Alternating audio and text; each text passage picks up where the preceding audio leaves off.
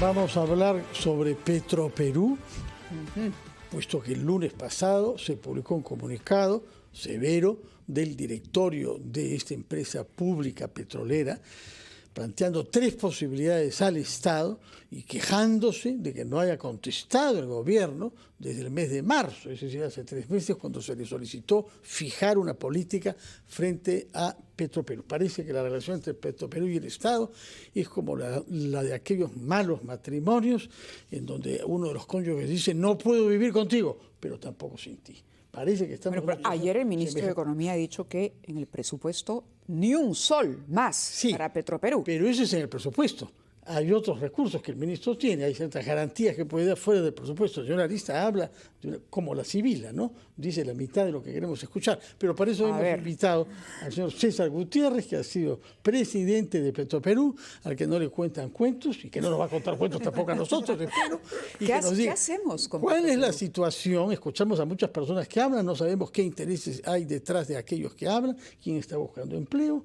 Usted no, porque ya ha sido presidente y me parece que está en el sector privado muy contento. Entonces díganos qué es lo que está pasando, cómo interpreta el comunicado del directorio de Petroperú, que ha sido elegido o designado por la Junta de Accionistas, que responde enteramente al Estado. De manera que hay una relación ahí un poco complicada de entender entre los directores y el Estado a través del Ministerio de Economía.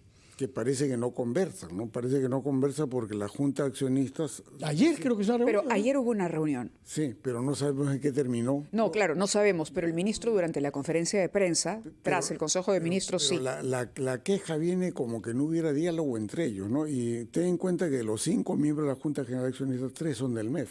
El ministro, viceministro de Economía y la viceministra de Hacienda. Ayer le preguntaban sobre eso, específicamente sobre ese punto, al ministro Arista. Y él decía que iban a esperar, que no podía adelantar ninguna información, que iban a analizar, por supuesto, la información que alcanzara el directorio ayer en la reunión de las 6 de la tarde. Mira, las cifras son conocidas. El tema es que la solución para el mes está muy complicada. Le están pidiendo 2.000 millones de dólares de corto plazo. O sea, eso es lo que quiere el directorio de Petroperú. El MEF no puede dar ese monto, ¿por qué? Porque tiene límites del crédito fiscal que ya sobrepasó. Ni un centavo más puede tocar de ahí, por eso lo ha reiterado, que el presupuesto general de la República del otro año tampoco lo considera. Los bancos que le pueden prestar dinero le están pidiendo que capitalice deuda al Estado. O sea, porque se le debe 1.550 millones de dólares de préstamos, se le debe al Estado. Uno directamente por el MEF y 800 por el Banco de la Nación avalado por el MEF. Y eso es otro problema, porque mientras sea deuda, para la contabilidad del Estado es cuenta por cobrar. Cuando capitalizo, ha sido egreso de capital y eso se contabiliza en el déficit fiscal. Es el entrampamiento que tiene el MEF. Entonces la pregunta es, ¿qué es lo que puede hacer el MEF? Y la exigencia de dame 2.000, que es lo que había dicho el presidente de Petroperú, y que tiene su costo, el costo es el déficit fiscal y el MEF no puede ser más allá de eso, salvo que quiera poner en riesgo el grado de inversión del Perú. Entonces eso no puede hacer. Pero ¿qué es lo que sí podría hacer? Ya, pero es un paliativo. El Estado tiene deuda de corto plazo por cobrarle a Petroperú. Lo que podría hacer es diferir ese pago para el próximo año vía un decreto de urgencia. Pagaré interés. ¿A cuánto eleva? ¿Cuál es el monto de esas deudas? 1.550 millones de dólares.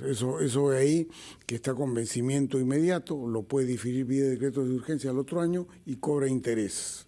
Ahora, pero con eso se cumple con el requisito o lo que ha solicitado el directorio para... No, o sea, no. No. ¿Por qué? Porque, o sea, es una... Aligera la mochila, nada más. Claro, mira, la mochila pesa 3.100 millones de dólares de cortísimo plazo según el estado financiero hasta junio. Esa es la plata que le falta.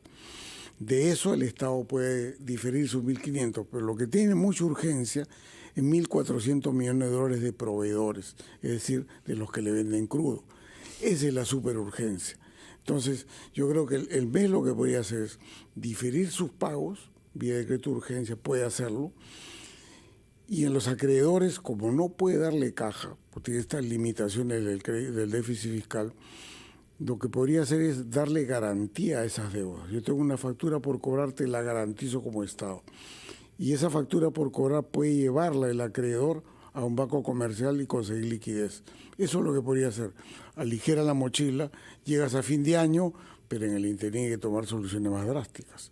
Pero al menos llegar a fin de año, porque en diciembre hay que pagarle 170 millones de dólares de interés a los bonistas. Con este no se plan pueden cumplir. O alternativa que usted nos propone esta mañana, ¿Petroperú puede ser viable? Es decir, ¿existe una manera de salvar en el mediano o largo plazo a la empresa o inevitablemente vamos camino a la liquidación? No, o sea, lamentablemente no puedes anunciar. Podías haber anunciado un momento de insolvencia, lo he dicho yo acá. O sea, ya no, esa posibilidad. Ya no se puede. ¿Por qué? Que el principal acreedor local se ha convertido en el Estado. En la insolvencia era la idea que los acreedores tuvieran el control, pero localmente ya el principal acreedor es el Estado.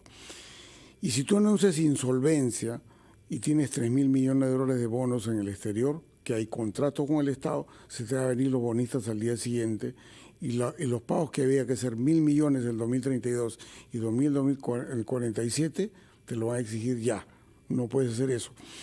Tienes que negociar con los bonistas, contratarte un banco de inversión, ir a negociar en Nueva York el diferimiento del vencimiento de los bonos y aliviar un poco la presión de los intereses. Y localmente, lo que estaba hablando de los proveedores. Eso, claro, por ahí puede empezar. Claro, el directorio, encabezado por el señor Oliver Stark, ha planteado 3 opciones. Dice que solamente hay 3 posibilidades: inyectar capital, declarar la quiebra o la liquidación, o emprender una profunda reestructuración de la empresa. Sí, mira, la opción de quiebra, como te digo, ni siquiera se puede anunciar. Se te vienen al día siguiente los acreedores de fuera. Y si bien es cierto, el Estado no ha garantizado esa deuda, el propietario es el Estado. Y van a terminar yéndose sobre el Estado peruano, y la imagen de un propietario que no paga las deudas de su empresa sería muy mal visto por el sistema financiero. Tenemos que ir a una pausa, vamos a reflexionar sobre lo que nos ha dicho hasta ahora, esperando en la segunda parte de nuestra entrevista nos diga cuál le parece a usted la solución más razonable, porque hasta el momento todas las vías que nos ha dicho usted, excepto la negociación en Nueva York con los bonistas, llevan a un impasse y hay que buscar una solución. Por supuesto. Y son las 9:15, Mávila, nos vamos a una pausa. A una pausa y regresamos, 9:16 ya.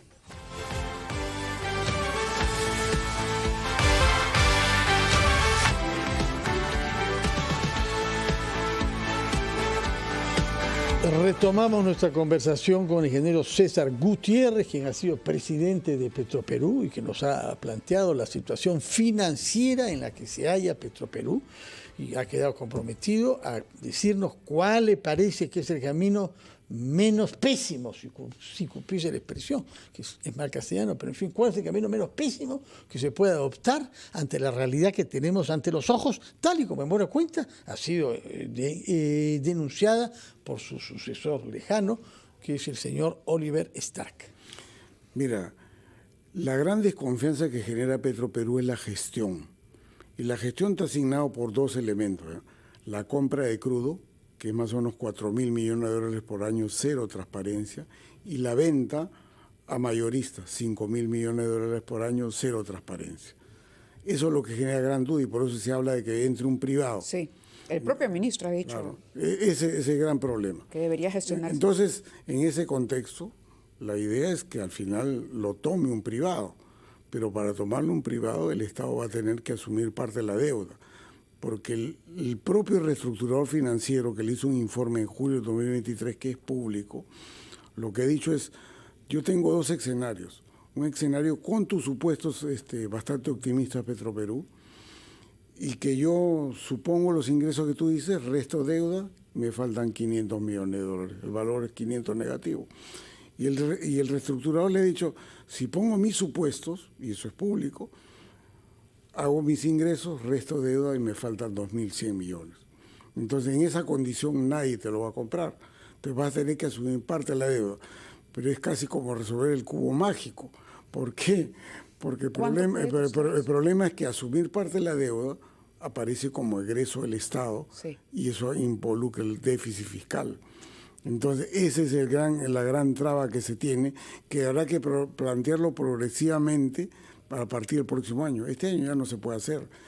Programaste 2.8 de déficit fiscal, vas en 4 y el escenario más optimista que cierra en 3.2. No, has dicho 2.8 ayer, el señor Arista dijo que cerrará con 2.8. En fin, son sus palabras. Pero perfecto. Pongo mi mano al fuego por eso. Pero si acaban en 2.8 es heroico, ahí en esas cuentas no está Petroperú, por supuesto. Y en buena hora, ojalá acabase en 8. Pero ahí no está la cuenta de Petroperú.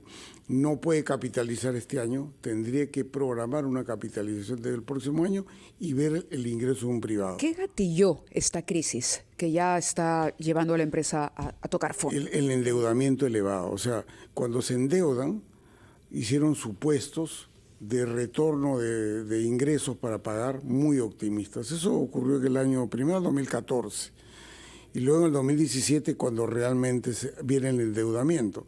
Se autoriza endeudamiento con el 2017 en el primer trimestre por 4.300 millones de dólares, de los cuales en la gestión de PPK se ejecutó 3.300, en la gestión de Sagasti se ejecutó 1.000 millones de dólares más que ya habían sido autorizados. Claro, la autorización iba por 4.300. Y de ahí para adelante, pues cuesta abajo en la rodada. Ese es el tema. Es el tema principal. Ahora, la pregunta es si es que estos temas financieros, de alguna manera que no imaginamos por ahora, quedaran resueltos y la deuda pudiese ser asumida, ¿es rentable Petroperú? Sí. ¿Y la refinería puede producir al menos 70 u 80 millones de dólares por mes? Mira, 70, 80 es optimista, ¿ya? Pero el problema es el siguiente, que Petroperú ha perdido casi la mitad de su cuota de mercado. Era 51, ahora es 25. Para recuperar cuota, tiene 3 empresas grandes y multinacionales con que competir. Va a tener que sacrificar margen para recuperar mercado. Entonces la utilidad va a ser menor. Si no hubiera la deuda, por supuesto sería rentable. Pero lamentablemente con la deuda los ingresos no alcanzan para pagar la deuda y provisionar el pago del 2032. Ingeniero, muchas gracias por sus explicaciones. Ha separado usted el tema financiero de deudas y las razones por las que hemos llegado a esta situación inviable y la capacidad para ser sostenible, supuesto de que no nos halláramos en esta situación. Vamos a ver qué decide el gobierno, porque algo tendrá que hacer. Tiene que decirlo pronto el ministro de Economía, porque tiene la espada de Damocles de la suspensión del suministro por parte de los proveedores de crudo. Y en ese momento se paran.